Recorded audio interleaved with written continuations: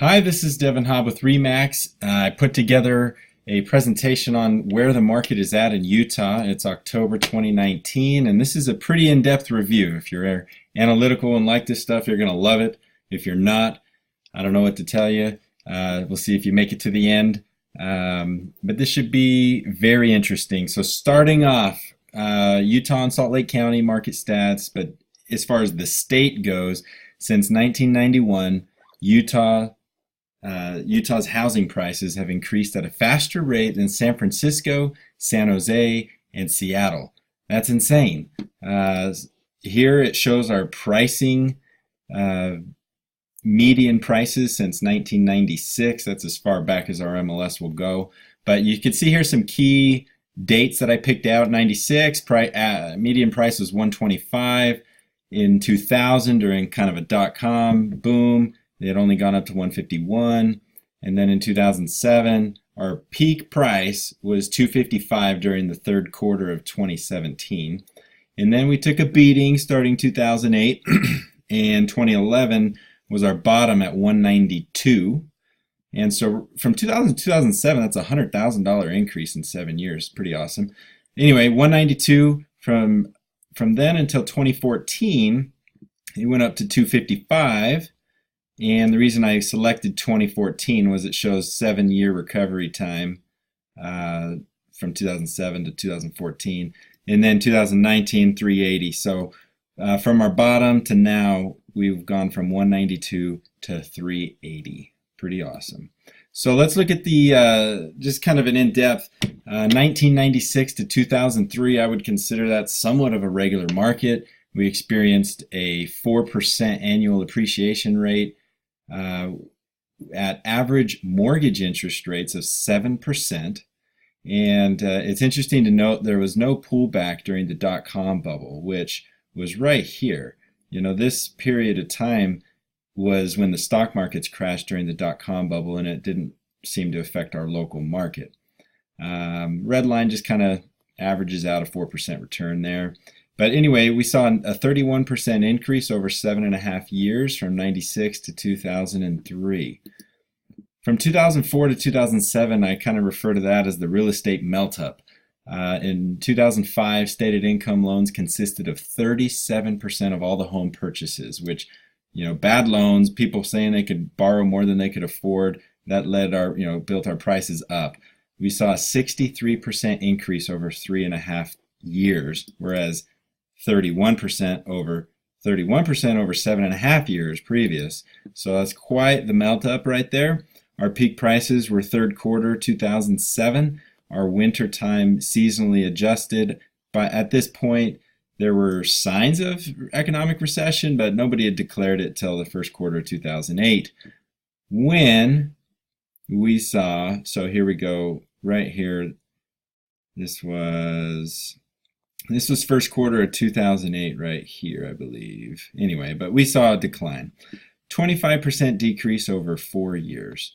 The Lehman Brothers collapsed in 2008, September 15, 2008. And the first quarter of 2012 was kind of when our bottom hit. It was 2012, and our median price was 190. By the way, I'm only sharing stats for single-family homes in our marketplace. I was more interested to know those stats than the condo and townhomes, but later I'll show you the trends were the same for them, very similar. Okay, so we saw a 25% decrease over 4 years. I don't know if that's terrible to you or not, given the fact that we saw a near 100% increase over the previous 10 years. So it only fell back 25 years. Sometime I'm going to go back here just to show you, well, I'll skip forward, but real estate is never worth less than 10 years previous.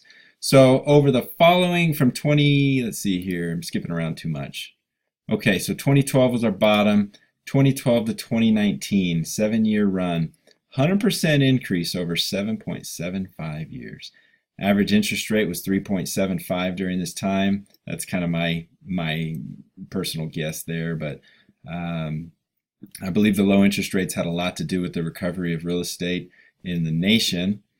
But you take our 100% increase over 7.75 years, you take that same amount of time, Nationally, the low was 148. Currently, they're at 230. So same time period, and the nation saw a 54% increase. So Utah really outpaced the nation in the recovery. I just wanted to show here that it took 7 years from our peak price to find that price again. It was a 7-year recovery. Now, many experts would say the first quarter of 2008 was the start of the recession. So from the first quarter of 2008, 249, it only took 5 years to see that price again. So 5 years, not too bad. Most people do live in a home for at least 5 years. So if you hung on to it, you'd be fine. And then you would have went on to see our pricing today just skyrocketing. So I added the townhomes and condos in this slide, so it's very similar, trends. All right, so including townhome, condos, single family, all the residential stuff, minus multifamily. I'm just not that excited about multifamily stats to show. Anyway, I wanted to talk about everyday living, not investor stuff. So right here, you'll see something really cool. The green line is the supply of homes, so the homes listed. The black line are the buyers. The blue line is the pricing.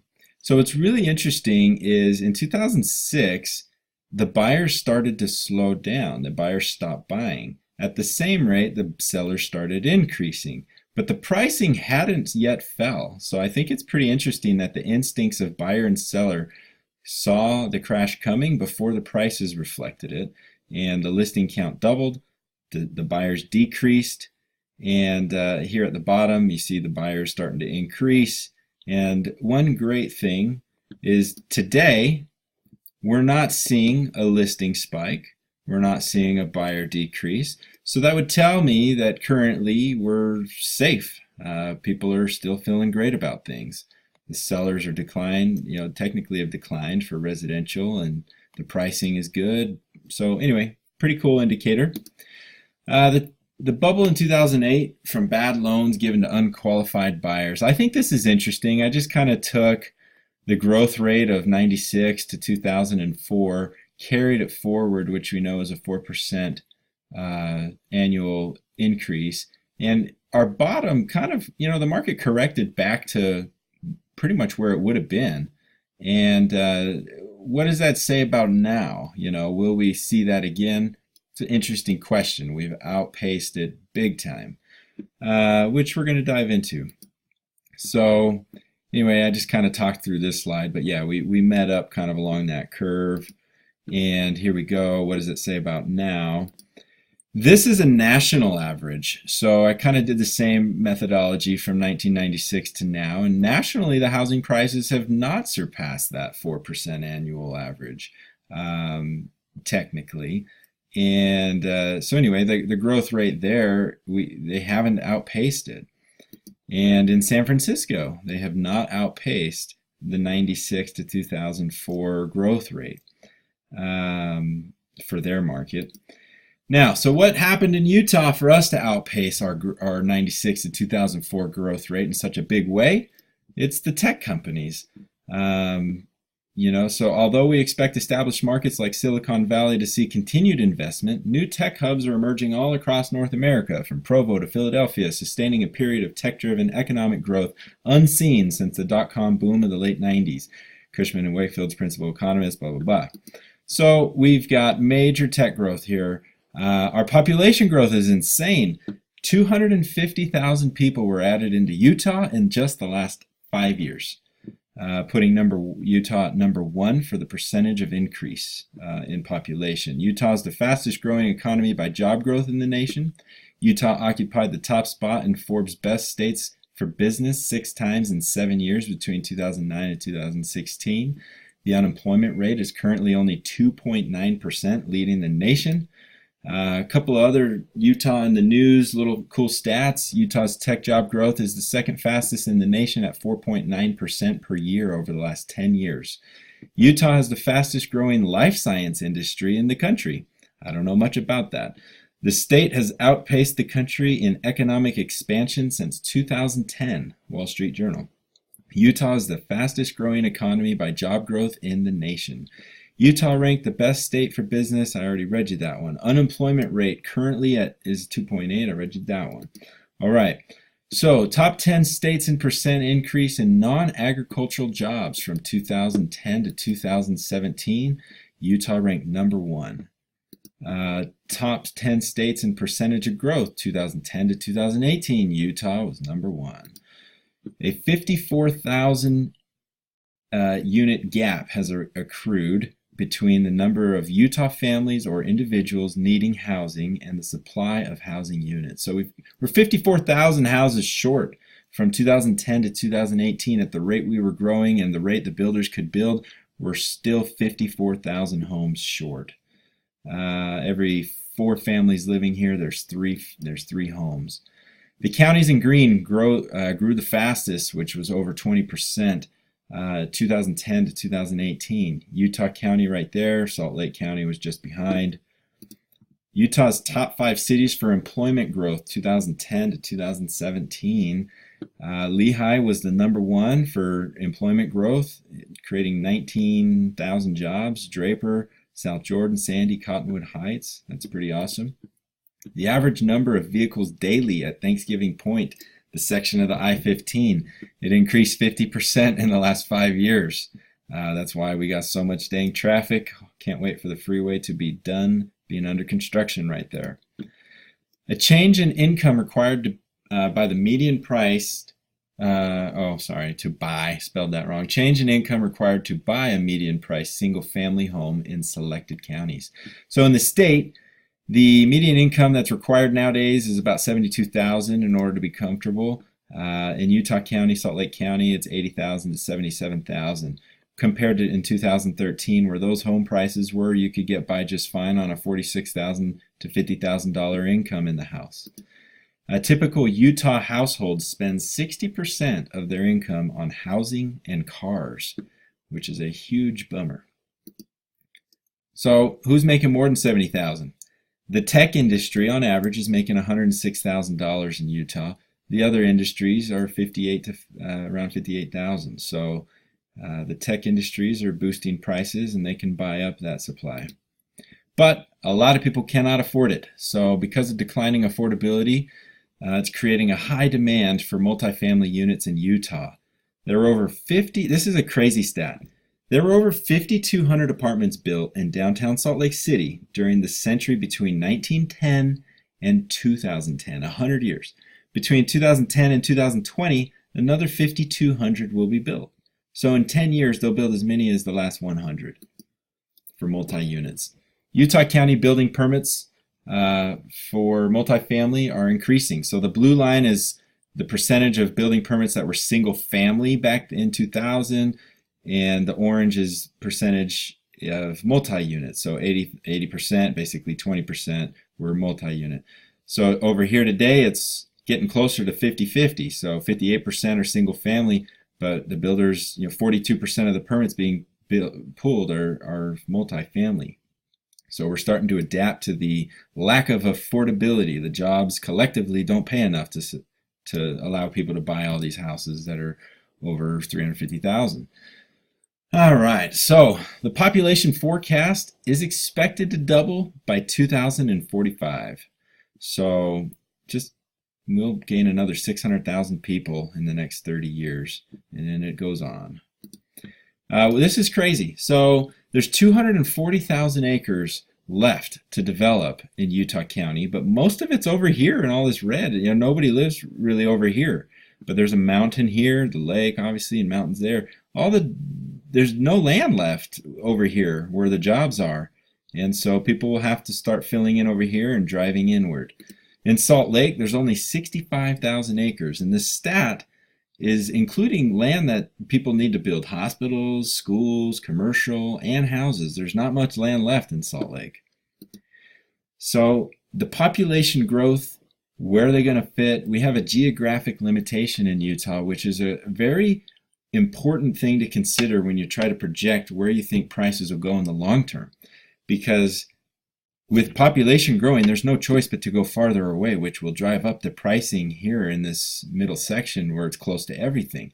They can fill in a little bit higher density here in Spanish Fork Payson area, Over here, there's nothing right now. Eagle Mountain's just starting to kick off. But we got mountains, water. Now, we can't just add a perimeter around the city. So our geography has been compared to Seattle in some of these seminars I've been to. You got Seattle, you got a little strip of land here, and that's it. You got water and mountains on each side, just like our marketplace. LA, same thing. Got a narrow strip of land, mountains and water. But cities like Texas that grow like crazy, Texas actually has more people moving to it than anywhere else, but their pricing stays in check because they can just add a perimeter around their city. It's all flat and they can just keep expanding.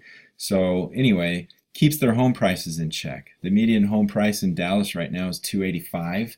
Saw a 24% increase in the last 5 years compared to Utah seeing a 45% increase in the last 5 years. And so this is really a big part of my opinion on where the future is going to go for the prices of Utah. So where are we going to go next? My concluding slide. You could read this later, but basically because of the lack of land in the desirable areas, there's no place but up. The prices will have to go up over time because the population will be growing. There will be a lot more small homes being built. So if you wanted the American dream house with the 3rd-acre backyard, you're going to pay a huge amount of money for that in the future. And so anyway, with that said, a lot of people, the upcoming generation, I think it'll be tough for them to start out in these desirable areas of Utah. I think, Cedar Valley, Eagle Mountain, that whole area should stay somewhat affordable for people. But the Provo to Lehi, Spanish Fork Lehi, and the Salt Lake whole area is going to be pretty tough to afford in the future. So in the short run, who knows? I won't bother to speculate in that regard in this video. But obviously, I personally do have opinions, which I would love to share if you ever wanted to ask. But they're just opinions, and they're probably wrong. But in the long term, I think there's enough data to support it's a great investment here in Utah. Thanks for watching.